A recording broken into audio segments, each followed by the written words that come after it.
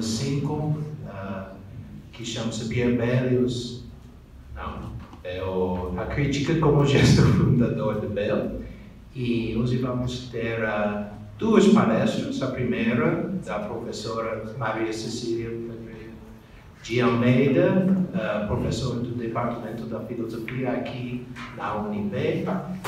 E depois, o professor Philippe Lacour, que também é professor aqui no Departamento da Filosofia. Então, a primeira palestra vai ser da professora Cecília, e o título dela é A Crítica como Fundamento da Liberdade em Pierre Bell, la critique fondatrice de la liberté chez Pierre Bell. Bom, boa noite a todas e todos. Primeiro, quero agradecer a presença de todos que resistiram bravamente até aqui. E queria dizer que, por conta dos nossos recursos terem sido cortados, né, a 70% do que nós esperávamos não nos foi concedido, eu não consegui fazer a tradução simultânea, né? Então, a minha ideia é fazer uma apresentação bastante rápida sobre o aspecto central aqui do nosso colóquio, né, a crítica em Pierre Bell. Eu vou pedir licença para ler uma parte do meu texto. Eu prometo que eu não quero tomar muito tempo de vocês.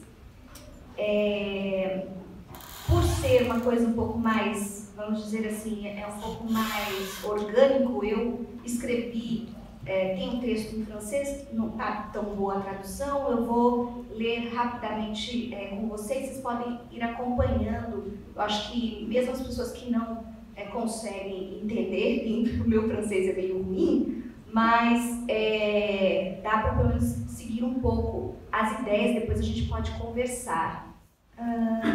Donc, on y va. La mission est peu glorieuse après les brillants exposés de ces derniers jours. Je demande votre indulgence parce que je n'ai pas l'intention d'apporter quelque chose de nouveau ou de proposer de nouvelles interprétations de l'énigme Bell. Je voudrais plutôt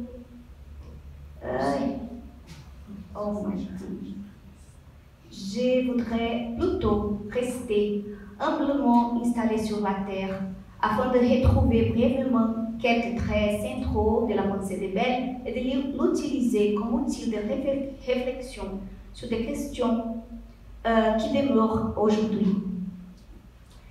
Les écrits de Pierre Bell étaient considérés comme une référence obligatoire dans les domaines de la philosophie morale et critique et politique au XVIIIe siècle. Les dictionnaires historiques critiques, considérés comme chef d'œuvre de l'auteur, publié en 1696 et augmenté, est devenu l'une des lectures favorites de la plupart des érudits européens de l'époque. Il est difficile d'évaluer l'importance de Bell dans l'histoire des Lumières et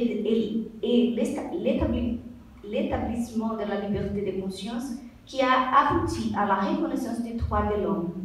Bell est reconnu comme une figure clé du mouvement des Lumières du XVIIIe siècle, ayant écrit l'un des ouvrages les plus influents de ce siècle, le dictionnaire historique critique. Je cite l'arsenal de toute la philosophie des Lumières, selon la célèbre formule de Cassirer. En revanche, il n'est pas très courant de reconnaître ou d'étudier les partis pris politiques de sa pensée. L'une des raisons de cette négligence réside peut-être dans le style même de Bell. Il était un auteur prolifique, mais il ne présentait pas une pensée systématique. En effet, comment tenter de saisir la circonscription de certains concepts chez un auteur dont les épithètes les plus fréquents sont non systématiques, philosophe de paradoxe, mosaïque ou encore énigme? Quiconque souhaite reprendre le thème de la pensée de Bell se trouve donc confronté à un certain nombre de difficultés. Décrypter ces arguments et ces notions est une tâche complexe, compte tenu de la multiplicité de sources, d'interprétations et de traditions qu'il a utilisées. La place de Belle dans le champ de la pensée politique est également controversée, comme le confirme Jean-Christian Lawson lorsqu'il affirme que la contribution de Belle à l'histoire de la théorie politique a été largement négligée. Cette brève étude va essayer de montrer comment, à partir de sa notion de critique, la pensée de Belle peut être considérée non seulement comme l'une des matrices de Lumière, mais aussi comme une contribution fondamentale, bien que pas toujours explicite, à l'établissement de la notion politique de liberté individuelle. En d'autres termes, il s'agit d'identifier la portée de l'entendu de la critique de Pierre Belle et la manière dont elle s'inscrit dans l'existence politique. Il semble possible de supposer que la notion de critique précède logiquement les affrontements politiques et que la licité du doute, la suspension du jugement et l'errance de la conscience transforment la liberté de conscience en un impératif rationnel, éthique et juridique. Dans sa pensée, la liberté de conscience est une maxime ontologiquement fondée, mais inéluctablement liée à la raison elle-même et à la notion de critique. Pour faire cela, il convient d'analyser trois idées incontournables des écrits belliens. Première, la voie de la critique. 2, l'idée de tolérance religieuse. 3, la défense de la République des lettres. Je passe à l'examen de la voie de la critique. La critique chez Belle est omniprésente et prend de diverses formes. La critique doit être distinguée dans un sens large qui renvoie à une activité ou à l'exercice de la raison qui s'appliquerait à tous les objets. Je cite, que tout dogme qui n'est pas homologué, c'est-à-dire vérifié et enregistré par le Parlement suprême de la raison et de la lumière naturelle, ne peut qu'être d'une autorité de chancellerie aussi fragile que les vers. C'est le commentaire philosophique. À ce sens général s'ajoute la critique scientifique qui s'efforce de révéler les erreurs matérielles commises par d'autres auteurs, la critique rationnelle qui conteste l'interprétation littérale des Écritures, la critique morale qui agit comme un blâme ou un reproche à l'égard des comportements et des personnes, et la critique historique qui cherche à vérifier la possibilité d'une science positive des faits. Les faits rapportés par les historiens doivent être interrogés, confrontés et, à travers de l'interprétation par des idées claires et distinctes, seuls les événements authentiques doivent être retenus en définitive, distincts de la fable, de l'équivoque, de la fiction. Mais Belle considère la critique non seulement pour son contenu, il montre aussi comment l'exercer dans sa manière d'écrire, como mostrou muito bem hoje o Victor. Chez Belle, la note, l'accessoire, les détails qu'on l'on retrouve habituellement à la fin des pages, sinon à la fin du livre, prennent la place de l'essentiel. Le dictionnaire non seulement comporte des notes de bas de page, mais il en est largement constitué, qui sont parfois détaillées dans d'autres notes. S'y ajoutent des pamphlets, des diatribes contre les intolérants, des essais, des tests journalistiques, des lettres, des dialogues philosophiques, des chroniques de vies illustres, des chroniques de vies oubliées, des fables et des discours, les toutes assaisonnées avec beaucoup d'humour. La mission de critiquer au sein de supprimer les erreurs déjà commises est décrite de manière dramatique par Belle dans les projets du dictionnaire. C'est pire il dit, je cite, c'est pire que de combattre les monstres, c'est vouloir couper les têtes des l'hydre, c'est nettoyer les écrits d'Eugéas. Elle est également annoncée dans le premier chapitre des commentaires philosophiques. Quand elle dit « Je préfère faire un commentaire d'un nouveau genre », il appuyait sur des principes plus généraux et plus infaillibles que tout ce qu'il est étude des langues, de la critique et des lieux communs lui pourrait fournir.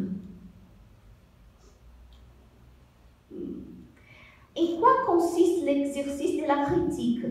Il consiste d'abord à suivre la lumière naturelle de la raison. Je cite, si donc la lumière naturelle est métaphysique, si les principes généraux des sciences, si ces idées primitives qui portent elles-mêmes leur persuasion, nous ont été données pour nous faire bien juger des choses et pour nous servir des règles de discernement, il est de toute nécessité qu'il soit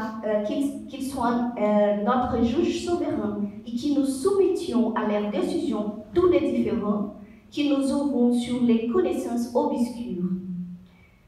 Son exercice constant se traduit par le souci de peser les pour et les contre de chaque argument. La critique joue à la fois les rôles de défenseur et d'accusateur devant le tribunal de la raison, le tribunal suprême et qui juge un dernier ressort et sans appel de tout ce qui nous est proposé et remet en cause les coutumes, les comportements et les principaux dogmes religieux. Il n'y a pas de choix de l'exercer ou pas. Par l'auteur, la raison doit s'exercer. Il y a un ordre que Dieu a établi par des opérations de l'esprit, un ordre qui semble nécessaire et immuable. Je cite les commentaires philosophiques encore. Je les prouve parce que l'ordre de Dieu a été établi entre les opérations d'esprit et qu'il se connaît avant d'aimer et que les lumières de l'entendement précèdent les actes de la volonté. Cet ordre semble être une loi nécessaire et immuable. La critique consiste à peser les pour et les contre et à ne jamais donner son assentement si la proposition discutée n'est pas claire et évidente.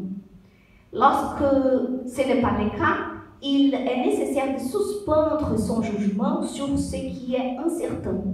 La critique, tant que l'art de juger ou d'opérer une distinction, de clarifier la vérité ou la fausseté d'une information ou d'une opinion, est quelque chose qui se confonde avec son style, ce qui est confirmé par Reinhard Koselleck. Je saute la citation. La critique doit s'exercer de manière attentive et complète, comme le précise Bell dans son introduction du dictionnaire de Marc D. Pour connaître la force des objections, il faut les considérer dans leur système, lieu avec leurs principes généraux et leurs conséquences et leur dépendance, c'est-à-dire qu'on ne peut pas détacher les idées ou les arguments de l'ensemble qui les approprient. Ce ne sera pas un examen des faits. C'est donc un examen qui écarte les passions et même un certain sens de la vérité.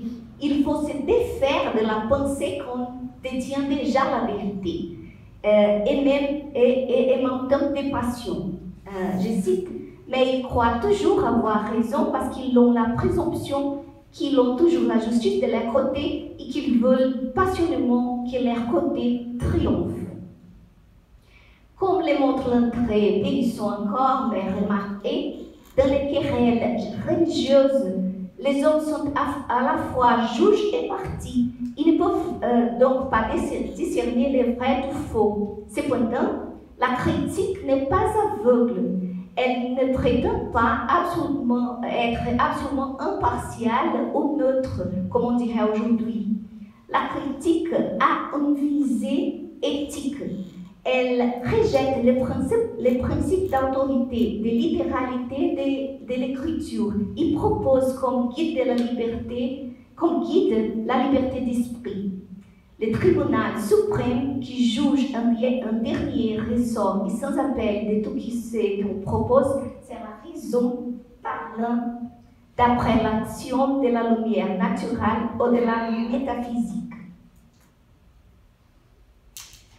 critique comme méthode pour vérifier et corriger les erreurs sur les grandes figures du passé, pour produire une nouvelle interprétation de la révélation, est aussi la méthode qui s'y prête à l'analyse de la politique. La critique comme méthode propose un dialogue avec des objets historiques particuliers et en les analysant, elle permet de se renouer avec certaines notions universelles et avec son propre ton. Il ne s'agit donc pas d'une attitude modeste et circonscrite, mais d'une attitude qui s'entend de l'intérieur des controverses savantes limitées à l'univers d'un monde lettré tout entier. Et apparemment, puisque la politique est faite par les hommes, elle est beaucoup plus instable et changeante que les lois naturelles, reconnaissables par la raison. C'est un temps éminemment critique que Bell pose des limites à l'action du sujet et du souverain. Et c'est aussi en critiquant la forme et les fonds de ses écrits que Bell établit la notion de tolérance. Deuxième partie, l'idée de tolérance religieuse.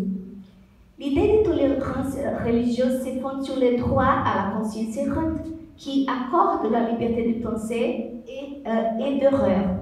Mais à quel type de liberté l'auteur fait-il référence?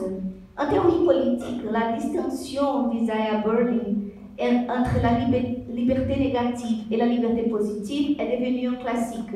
La première se réfère à la capacité de réaliser ou non certaines actions sans entrave de la part de l'État. La seconde peut être comprise comme le pouvoir d'obéir aux règles promulguées par le sujet lui-même. Dans ces contextes, il semble possible de dire que Bell pense à la liberté dans ce sens négatif, puisqu'elle affirme que les individus ont certains droits qu'ils peuvent exercer sans interférence de la part de l'État ou des particuliers. On pourrait penser que l'auteur se limite à la liberté d'opinion et qu'il ne préconise donc qu'une liberté intérieure de pensée et d'opinion. Cependant, une lecture attentive du commentaire montre que l'auteur ne se contente pas de cette idée. Il apparaît clairement dans son texte que le droit d'avoir une opinion ne consiste pas seulement à la garder en secret derrière des portes closes, mais à l'exprimer et à débattre avec des autres des raisons de son accord. Et en d'autres termes, ce que Bell demande, ce n'est pas seulement la liberté de religion, de culte, de réunion, mais aussi la liberté de critiquer.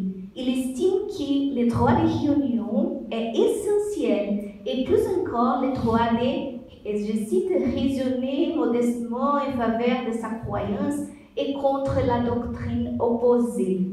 La critique, en tant que l'art de jugement, est essentielle pour éviter le dogmatisme et discerner une vérité, qu'elle soit religieuse ou non. C'est ce principe qui doit être poursuivi par les gouvernants, non pas l'unité religieuse impossible à réaliser, mais l'ouverture perpétuelle au libre examen. Il semble donc correct de supposer que, dans les commentaires philosophiques, l'auteur établit qu'aucun homme ne peut abdiquer de ses droits sur la conscience individuelle en faveur d'un souverain. Cette idée se trouve également dans le dictionnaire, par exemple, dans l'article Gendelhau, observation F, où il affirme que les princes n'ont aucun droit sur les erreurs de conscience et que les souverains n'ont pas reçu de Dieu le pouvoir de persécuter les religions. Troisième partie, une défense de la République des lettres. L'expression République des lettres, du latin Respublica Literaria, a été largement utilisée à partir du XVIe siècle pour désigner la communauté des souverains européens qui correspondait activement au-delà des barrières confessionnelles, linguistiques et nationales. C'est Bell qui a popularisé cette expression en fondant, dirigeant et rédigeant, presque à lui seul, les nouvelles de la République des Lettres, un périodique qui publie des nouvelles dans les domaines les plus variés du savoir, en particulier la littérature, les sciences et la théologie. Les journaux de Bell informent et critiquent l'actualité d'une communauté particulière. La République des Lettres, selon l'auteur, croyant de la liberté et de la vérité, voire de la fraternité, est en quelque sorte la réalisation virtuelle d'une société idéale, critique et tolérante. Cependant, une telle communauté contraste fortement avec les caractéristiques des républiques ou des corps politiques réels. La séparation entre les domaines fictifs où règne la liberté de penser et les États réels soumis à la coercion et à la limitation de la liberté est quelque chose de pertinent. Il semble juste de réfléchir à cet apparent paradoxe et de montrer que cette fiction est aussi portée et habilement utilisée par Bell pour établir sa notion de tolérance. La critique n'est pas une simple étape, mais une procédure essentielle dans l'établissement de la vérité et de la liberté. Elle contribue à l'éclaircissement général. Même si elle est abstraite, il a des effets très concrets. La critique honnête, soutenue par les partis de la raison et l'intérêt de la vérité, ne peut être interdite. Cette situation est différente de ce qui se passe normalement dans les plaintes pour des diffamations. Dans ces dernières, il y a de accusations de faits sans preuve et l'auteur se cache généralement sur les voiles d'anonymat pour n'avoir à prouver ce qu'il a publié et pour échapper à sa responsabilité. Dans la critique, les auteurs s'exposent ouvertement, prouvent leurs allégations et s'exposent à la loi des talions, car en critiquant, ils prennent les risques d'être à nouveau critiqués par ceux qu'ils ont jugés. En résumé, le but de la critique est d'établir la vérité et la règle est d'utiliser la raison droite. Le but de la satire, en revanche, est d'attaquer l'honneur de quelqu'un et dans ces cas, les arguments rationnels ou les preuves n'ont que d'importance. En ce qui concerne le débat purement intellectuel, les règles sont clairement établies et il est jugé par le juge naturel de la République des Lettres, le public lui-même. Il s'agit d'un État régi uniquement par les droits naturels, dans lesquels tous les membres ont un droit égal de juger par la raison des différends entre auteurs. Comme il y a une juridiction réciproque dans cette société, tout le monde est juge et compétent pour trancher les litiges. Mais bien, quels seraient ces biens communs concrets? Dans le cas de Bell, toujours guidé par un certain pragmatisme, en menant un combat en faveur des Lumières contre la désinformation et en cherchant même à toucher un nombre toujours plus grand de lecteurs, il contribue aussi à créer les conditions de l'émergence d'une opinion publique capable d'exercer sa critique. La République des Lettres permet la création d'un espace public qui débat et remet en cause les pouvoirs ecclésiastiques et politiques à travers les discussions démocratiques de ses citoyens qui partageaient des valeurs communes telles que le bon sens, la bonne foi et la tolérance. Entendue comme fiction juridique ou une métaphore, la République des Lettres est ainsi la préfiguration d'un état de liberté, d'égalité, de fraternité qui transcenderait les frontières nationales et surtout confessionnelles. unissant tous ceux qui cherchent à savoir. La diversité des points de vue reconnaît les conflits comme légitimes, nécessaires, productifs. C'est peut-être là l'une des principales divergences entre la vision de Bell sur les sphères politiques et les domaines des lettres. Il semble que dans la sphère politico-empirique, la éradication du conflit soit la préoccupation majeure. Or, dans la communauté de lettrés, l'exercice de la critique, les combats et la reconnaissance de l'autre sont des étapes essentielles. On peut soutenir que la critique, méthode chère à Bell, rayonne également dans le domaine de la politique, où, à partir de l'objectif central, la paix, est possible de montrer que certaines théories peuvent être complètement réfutées, par exemple que la tolérance serait néfaste au corps politique, tandis que d'autres, dont la théorie selon laquelle une forme de gouvernement est plus bénéfique qu'une autre, ne sont pas prouvées. Je saute la citation. Le droit de critique est subjectif et intersubjectif. Il est le point fixe à partir duquel se construit la liberté des religions et des cultes. La légalité de la critique ne repose pas sur son contenu. Elle se fonde sur l'acte de la volonté et de conscience qui la suscite. C'est pourquoi elle est soumise à aucune instance extérieure, qu'elle soit politique ou religieuse. Ainsi, c'est par l'exercice libre de la critique qu'il est possible non seulement de comprendre et d'obéir, mais aussi de douter des lois d'État, même si le sujet ne peut les défier ouvertement. En établissant cette maxime, Bell propose une société qui ne craint pas le pluralisme des religions et qui valorise la liberté de la critique. Si la conscience individuelle doit être protégée, c'est-à-dire si toute violence à son égard est illégitime, il faut lui laisser la liberté de s'exprimer, même si amablement. Il n'est fait aucun doute que Bell s'est engagé à rejeter l'arbitraire et à promouvoir une société plus éclairée et libérée de la pensée dogmatique, comme en témoignant son rôle décisif dans la construction et la diffusion de la République des lettres, et ainsi que sa défense de la liberté de conscience et d'expression. J'ai conclu. Malgré tous les débats théologiques qui ont été abordés ici et les questions historiquement datées, je crois qu'il est important de rappeler les incroyables puissances d'une pensée qui a quelque chose à dire à nous, hommes et femmes du 21e siècle. 21e siècle.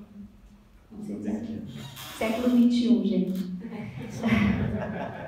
Que ce soit par sa forme libre, tantôt chronique, tantôt essai, une forme qui ne répond pas à des normes formelles rigides, ou par sa méthode qui cherche à approfondir des positions antagonistes. L'entreprise de Bell jette les bases de ce qui deviendra les grands édifices philosophiques du XVIIIe siècle et qui plus est, j'ose dire humblement, qui jetant les bases de la critique. L'offre de Bell nous permet d'avoir aujourd'hui au Brésil l'étude de ce qu'on appelle depuis peu une tradition critique brésilienne.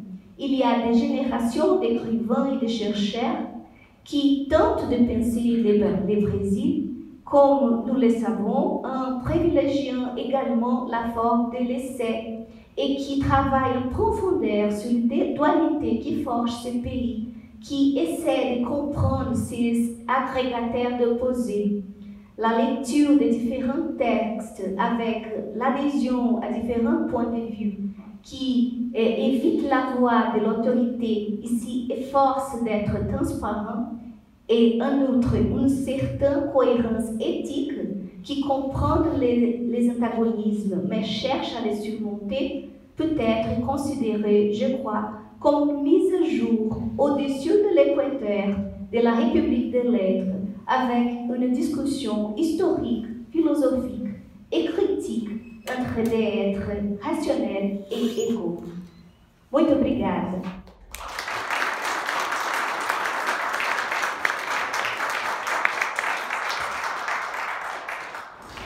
Muito obrigado, professor Cecília, por essa análise do conceito de critique na obra de pensamento do Pierre Bell. E agora passamos diretamente ao nosso segundo palestrante, que é o professor Philippe Lacour, que vai falar sobre os gestos da crítica, les gestes de la critique. Boa noite. Tradicionalmente, gente, eu escrevo em francês e eu falo em português. Hoje vou fazer o contrário. Donc je vais parler en français facile et rapidement. Je ne suis pas spécialiste de Bale. Je réfléchis sur la notion de critique.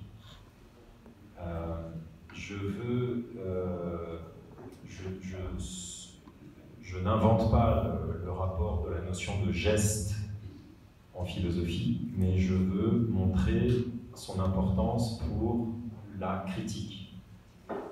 Je veux éviter deux choses. Première chose, donner une définition univoque, trop simple. Deuxième chose, éviter une approche thématique, c'est-à-dire parler de la critique de ceci, de cela, de la morale, de la religion, etc. Je propose de s'intéresser aux gestes de la critique, à ce qu'elle produit, plutôt qu'à ce qu'elle prétend être. Qu'est-ce qu'un geste? Un geste est un mouvement qui a du sens, qui exprime une signification compréhensible. Un geste, c'est plus qu'un simple déplacement du corps, lever la main, et c'est moins qu'un comportement, par exemple, traverser la rue avec prudence. Le geste est une modification de la posture du corps qui envoie un message, par exemple, demander l'arrêt de la circulation pour traverser la route, ce qu'on appelle à Brasilia le sinal de vide. Un geste est un élément, une partie d'une technique, c'est-à-dire une série incorporée de gestes qui remplit une certaine fonction d'efficacité, par exemple,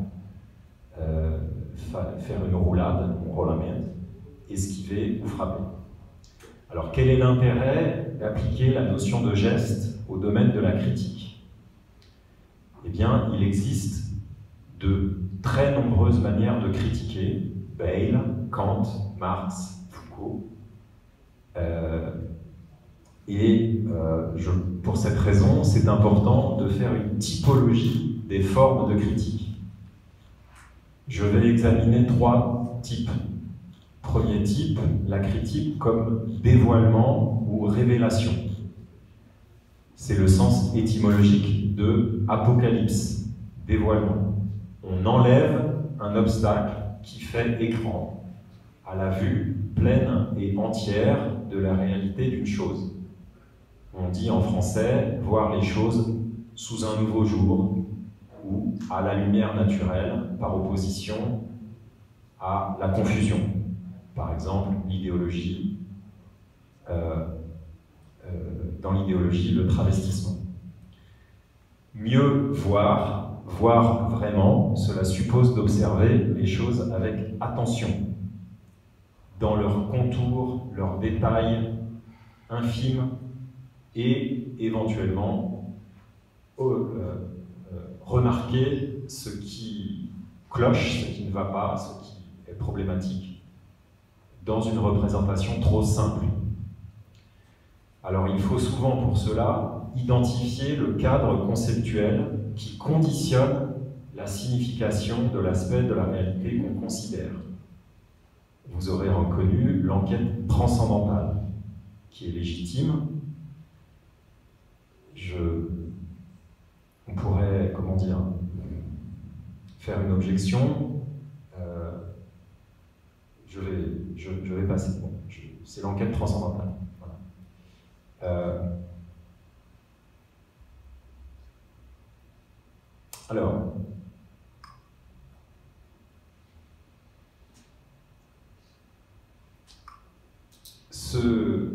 pour faire une critique, il faut se décentrer. Ce décentrement peut prendre la forme d'un éloignement du sens commun, par exemple dans la critique de la colonisation par Simone Veil, dans un texte qui s'appelle « Sur la colonisation et le destin du peuple français », que nous avons traduit ici à l'UNB, de 1943. La distance prise permet d'observer une situation historique, la présence française hors du territoire national, de manière différente, plus fine et contrastée. Par exemple, on compare l'occupation nazie à une colonisation intérieure à l'Europe pour mieux faire sentir le manque de légitimité de la présence française hors de l'Europe.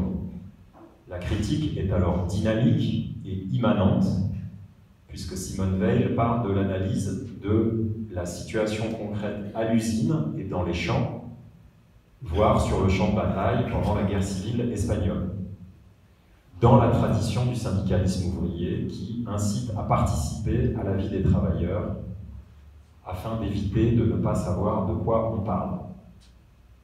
Cela n'empêche pas la critique de pouvoir s'orienter en direction de principes abstraits par une orientation radicale, au sens où on vise la racine des choses. Dit Simone Veil, on ne lutte pas contre les Allemands parce qu'ils sont allemands, ni au nom de la patrie française, mais au nom de la liberté, en France comme ailleurs, d'où la nécessité de la décolonisation. Deuxième aspect du décentrement, la focalisation sur la spécificité d'un détail, son unicité, sa singularité. C'est ce que fait Sartre dans un texte qui s'appelle « Orphée noir », lorsqu'il cherche à essayer d'expliquer l'hétérodoxie du mouvement littéraire de la négritude par rapport à l'orthodoxie marxiste. C'est une littérature, chez Senghor, chez Césaire, qui a des spécificités poétiques, par exemple son pansexualisme, l'insistance sur la souffrance, des spécificités sentimentales, une littérature qui est plus paysanne que technique, plus lyrique que pragmatique.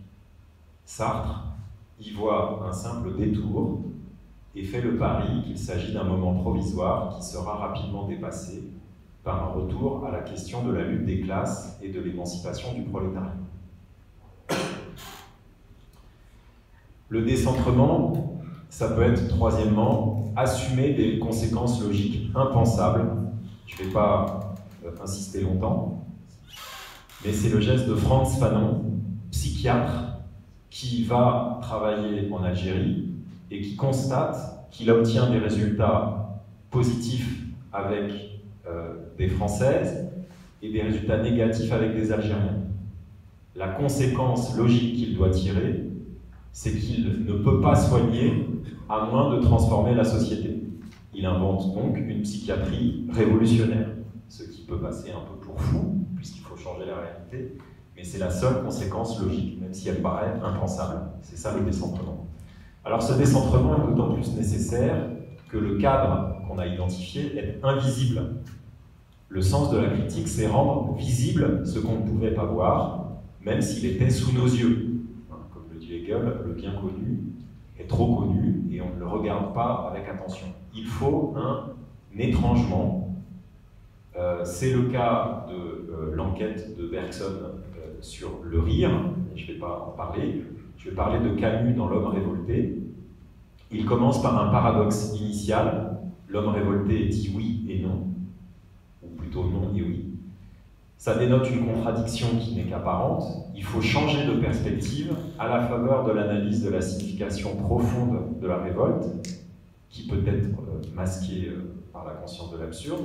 La révolte joue un rôle de cogito politique. Je me révolte, donc nous sommes, qui sert de base pour la fondation d'une société digne et solidaire, un peu comme l'enracinement chez Simone Veil. À la fin du livre, il examine le paradoxe du meurtre historique pour faire apparaître une tension inaperçue entre l'exigence morale de révolte, la liberté absolue et la justice. Et pour éviter cette antinomie, il cherche une médiation dans le risque, la fidélité à la condition humaine par l'intransigeance sur les moyens et la discussion libre touchant les fins. Ça oblige à vivre dans le déchirement, mais c'est ce qu'il propose. voilà une manière de rendre visible par un étrangement. Il faut, une fois qu'on a identifié le cadre de la signification, revenir aux conditions de la signification. Et ce n'est pas toujours facile. Il faut parfois un exercice d'arbitrage. C'est ce que fait Kant dans le tribunal de la raison. Il arbitre. C'est plus modéré chez Pascal qui propose plutôt une pondération. Et puis il faut une thérapie. Kant propose une discipline de la raison. Pascal est plus modeste et propose une prudence de la raison. Une fois qu'on a identifié le cadre pour éviter de se tromper. Alors le deuxième geste que j'aimerais utiliser, c'est celui de la transformation ou de l'altération. C'est transformer l'expérience de la réalité au lieu d'interpréter le monde, le changer, dirait Marx. Pour cela, il faut identifier l'expérience présente pour préparer l'expérience nouvelle. Et pour cela, il ne faut pas connaître simplement l'expérience possible, comme le dit Kant, mais l'expérience effective, dirait Hegel, ou l'expérience actuelle, dirait Bergson, ou encore l'expérience intégrale. C'est ce que fait, c'est la raison pour laquelle Bergson essaye d'inventer des concepts fluides qui sont ajustés aux détails et aux nuances de la réalité. La pensée doit suivre le mouvant et adhérer au réel pour respecter son relief et sa dynamique. On peut aussi, pour chercher cette précision, historiciser son approche en rapportant la critique au présent. C'est ce que fait Foucault dans sa lecture de Kant. Jefferson en a parlé, donc je ne vais pas revenir là-dessus.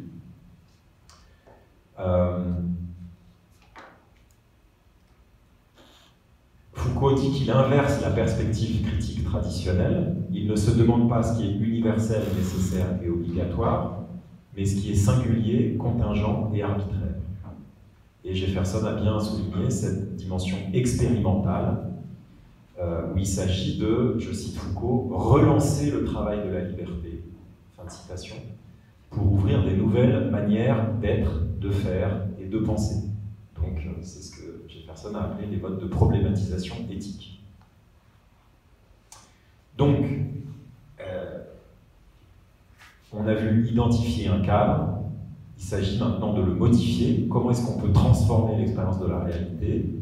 Eh bien, on pourrait citer les travaux de Foucault après Pierre Hadot sur l'ascétisme individuel, ou j'en parlerai tout à l'heure, les contre-conduites de groupe, de manière plus collective.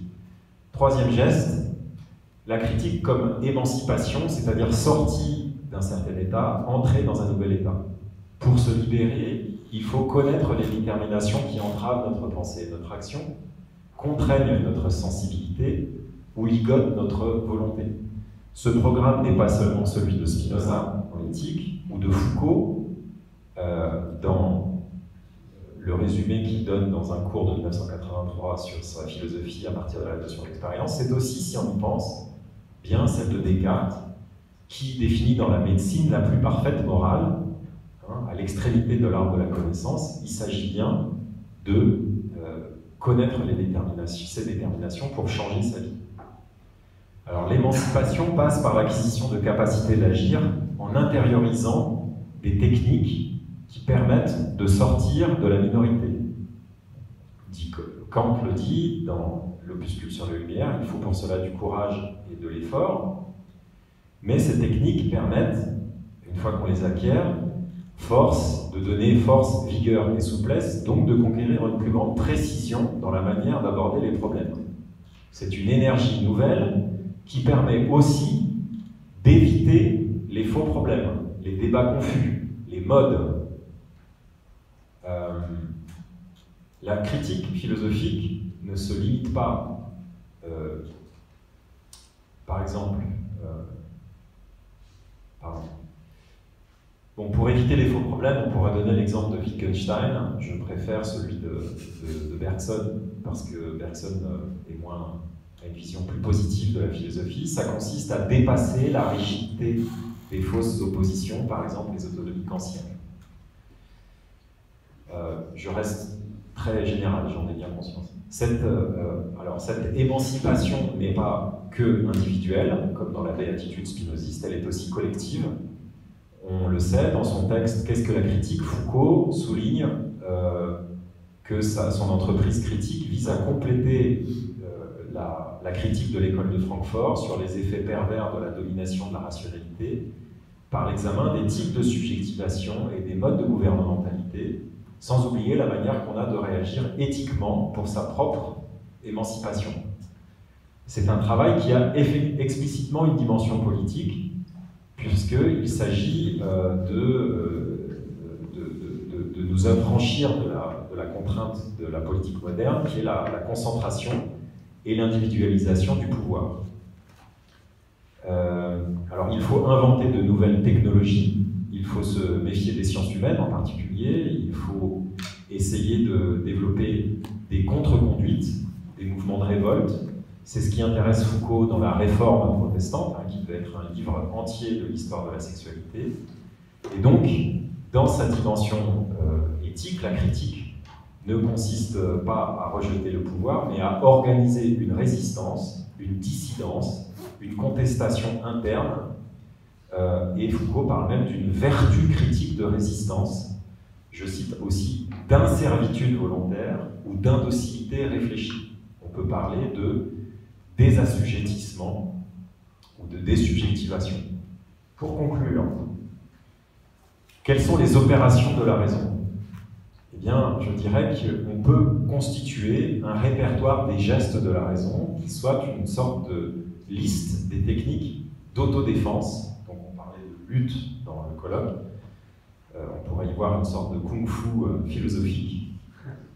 Et cela consiste à concevoir l'activité philosophique comme un art de l'autopréservation de la capacité humaine de réflexion sur l'expérience. On ne peut pas réduire cette activité à une posture d'équilibre, comme le fait Kant, pour éviter l'oscillation entre dogmatisme rigide et scepticisme facile. Ce type d'arbitrage n'est qu'un cas particulier de geste. Il y a d'autres gestes, par exemple, Kant veut éviter à la raison de glisser, mais Pascal dit que ça peut arriver. Donc, rétablir son équilibre quand on glisse, ça c'est ce que propose Pascal. Maintenir son unité pour éviter la division ou le conflit, bon, ça c'est Kant avec les antinomies. Agir avec souplesse contre la rigidité excessive, ça c'est les concepts fluides chez Bergson. Se restreindre par méfiance envers une ambition excessive, par exemple chez Hegel ou Kojève, se restreindre en respectant les multiplicités avec Deleuze, en respectant les singularités avec Adorno, ou en respectant la contingence avec Ricoeur, et pour ça, maintenir une certaine distance de sécurité avec le réel, sans prétendre à une adhésion parfaite. C'est ce qui permet d'éviter les crampes, les fameuses crampes de Wittgenstein, ou l'asphyxie, et c'est sans doute le sens du contact renouvelé avec la réalité que voulait Foucault sur le mode de l'ontologie du présent. Donc la raison bouge, elle se meut, elle réalise des opérations qui sont des gestes de l'esprit, et en établir le répertoire permet de mieux comprendre les différents processus d'autodéfense qu'elle peut mobiliser pour se préserver de divers risques. Donc au-delà de l'érudition de l'histoire de la philosophie, cette approche de la philosophie comme lutte, ou autodéfense, permet de doter le philosophe d'un ensemble de techniques qui visent à préserver la capacité réflexive de la raison.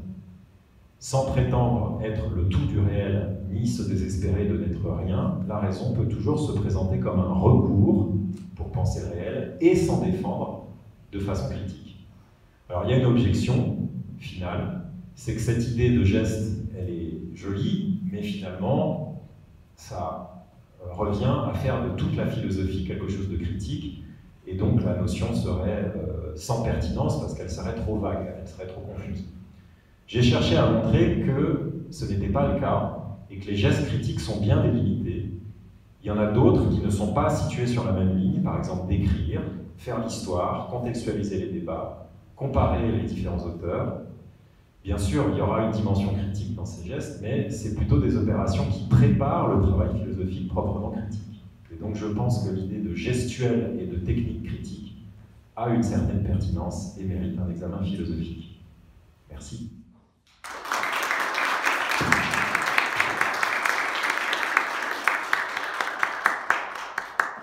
Muito obrigado ao professor Filipe por essa análise detalhada do conceito do gesto na crítica. E agora temos mais ou menos 15 minutos para perguntas. Alors moi j'ai une question. É para quebrar o gelo, né? A minha pergunta era, no final, quais são os gestos de Beyle? É uma questão para a Cecília.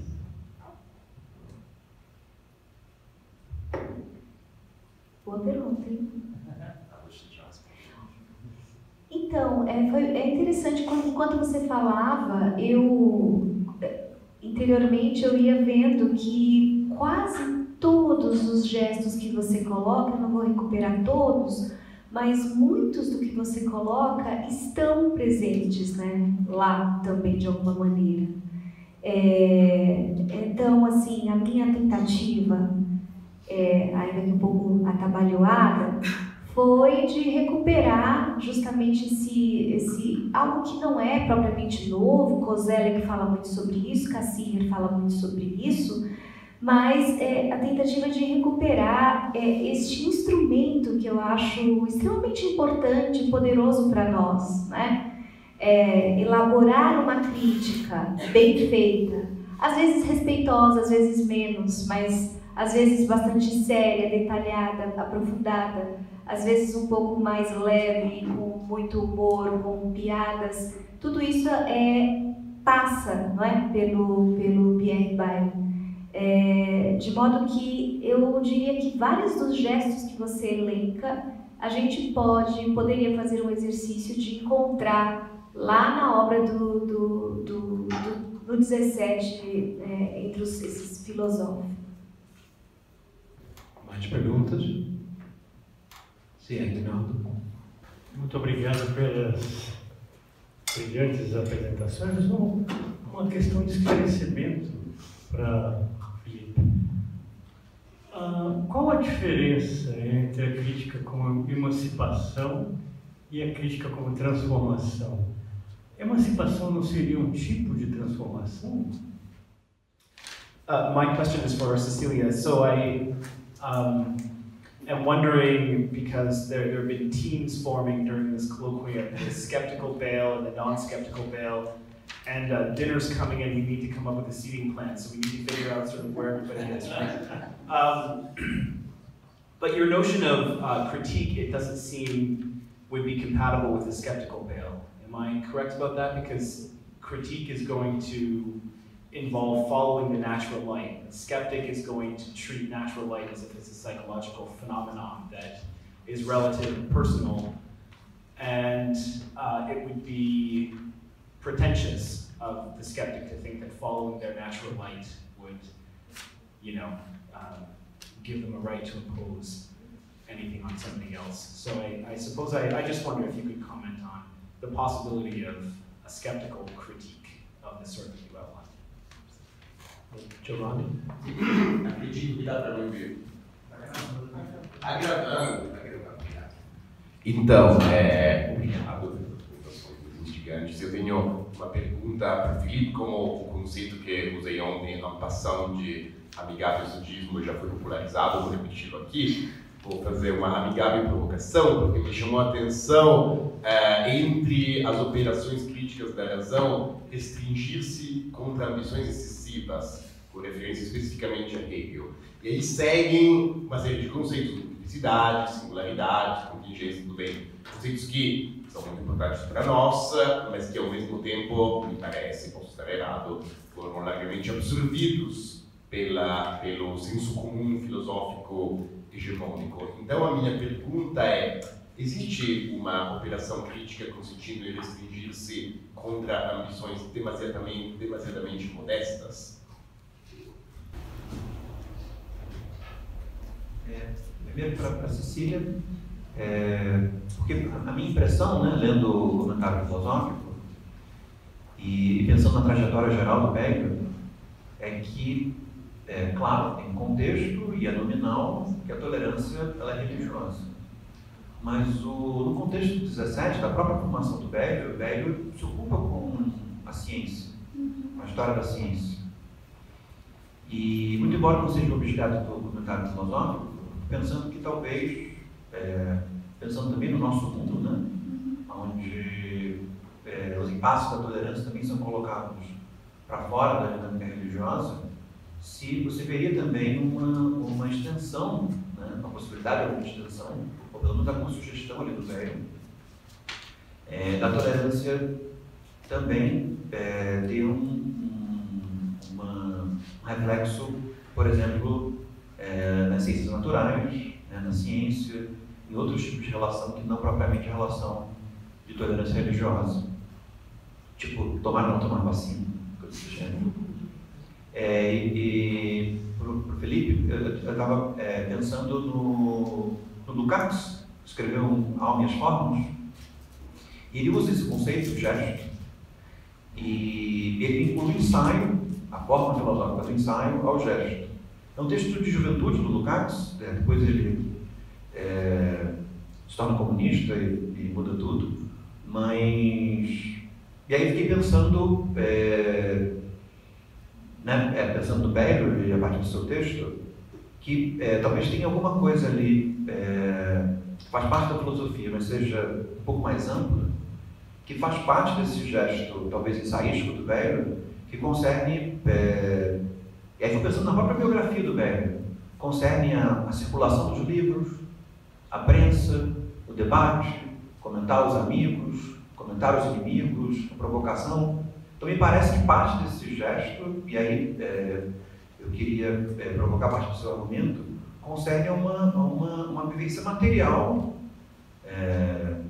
propriamente material, física, do modo pelo qual a República das Letras acaba por permitir a circulação das suas ideias. Né? Tem alguma coisa pré-ideia que faz com que a vivência das ideias se dê de uma certa forma, mas isso pareceria para você também um dos elementos a ser incorporado na sua genealogia dos gestos. Thank you very much, Michael, for your question.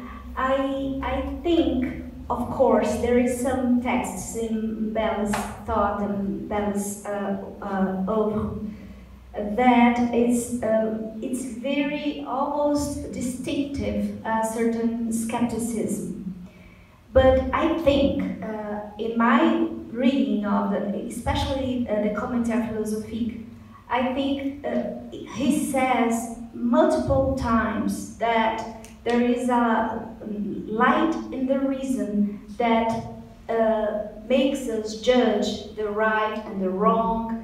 And about this kind of judgments, I don't see any skeptical way or a knitted skepticism in that matter.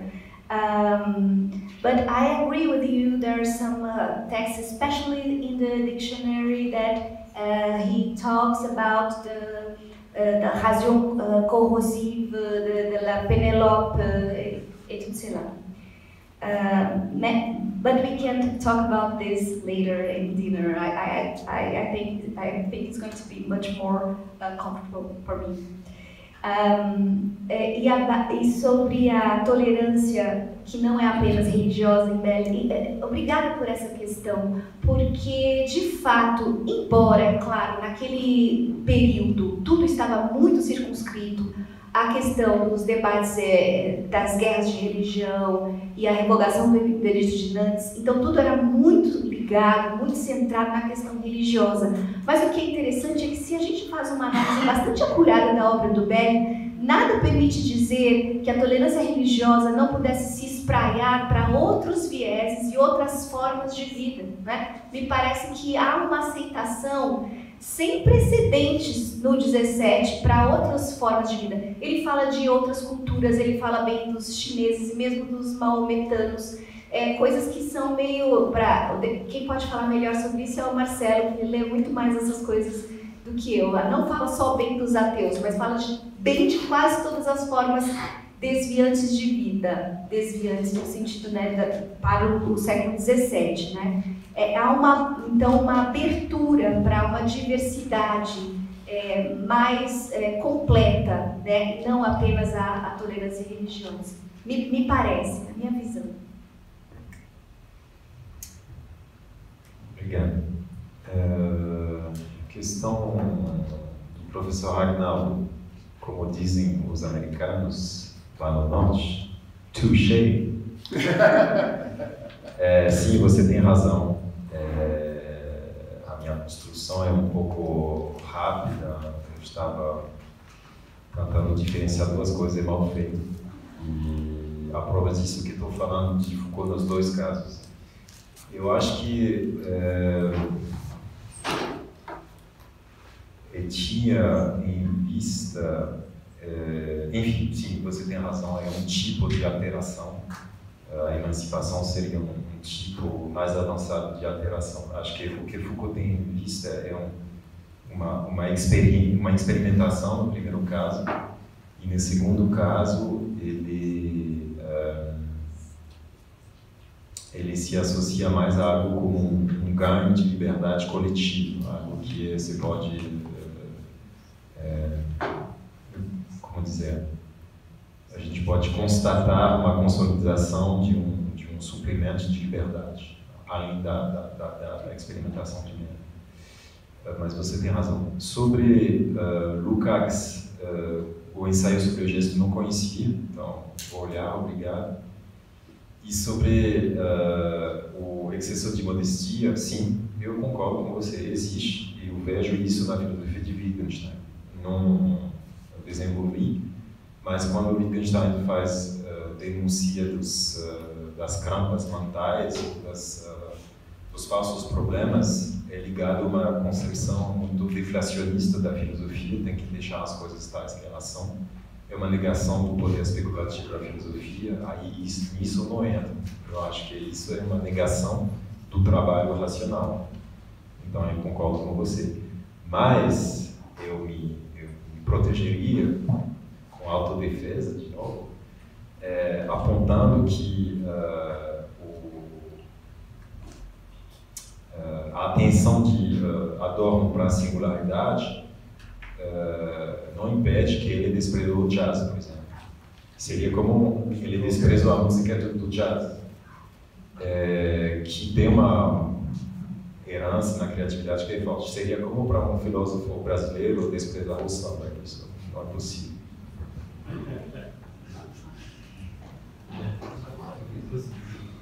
Então, infelizmente, nosso tempo acabou, então vamos agradecer a professora Cecília e ao professor Filipe. Para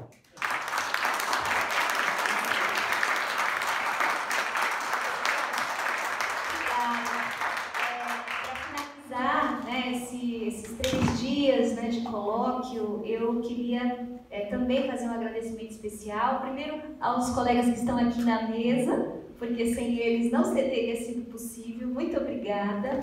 Queria agradecer a todas as pessoas que vieram de longe. Thank you, Michael. Thank you, Jean-Luc, for coming. It's very, very important for us, your presence here. Eu queria agradecer a todo mundo que veio do Brasil também.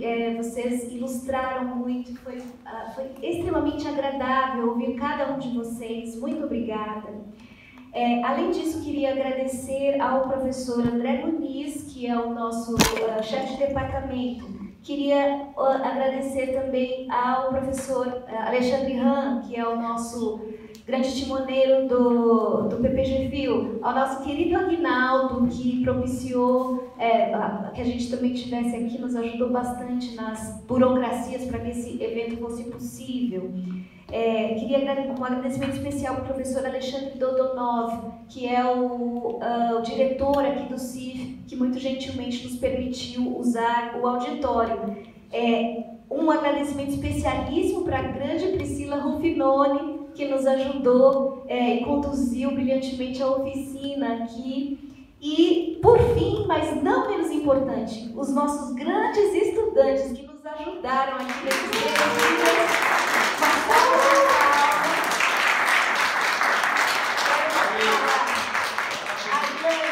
Paranhos, Carlos Miguel, Fabiana Santana, Felipe Melo, Gabriela, Indinara, Lucas Liberal, Marília e Raíssa, muito obrigada. Vocês estarão sempre nos nossos corações. Eu só quero dizer antes de sair que tem uma expressão